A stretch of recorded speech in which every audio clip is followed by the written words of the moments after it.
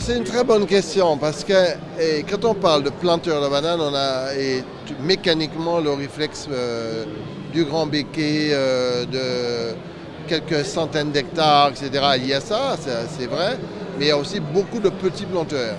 Et il y a aussi des gens qui vivent d'une manière générale de la banane. Dans leur jardin, ils ont une partie en plantation de bananes.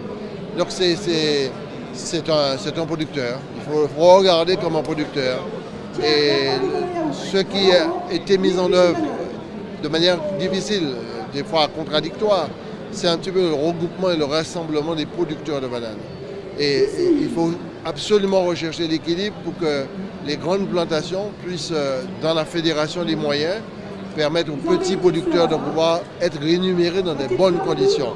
Et c'est un petit peu ce qui se fait avec ce qu'on appelle la référence de base historique, qui permet d'avoir les revenus qui sont relativement stables.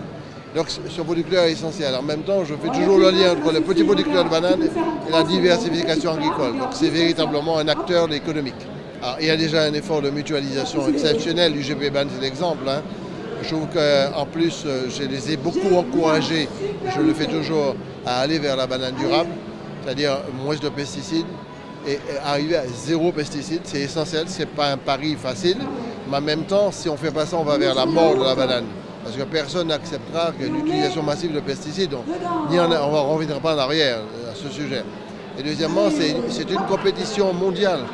Alors, il y a la question de la qualité, la question du goût, la question de la performance, la question du calibrage, la question de la bataille à mener avec les GMS, tant au niveau national qu'au niveau international, pour avoir une place à la banane particulière.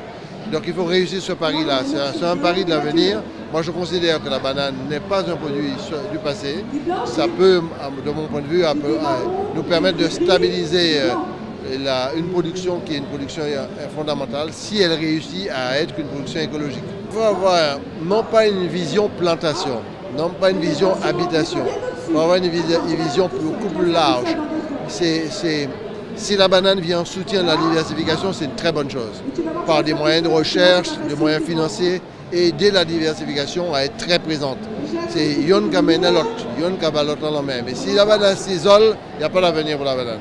Et ce n'est pas le cas aujourd'hui. Je pense que le travail qui est fait aujourd'hui, je l'ai constaté, vers la banane durable, est un processus qui est engagé. Il ne faut surtout pas l'arrêter.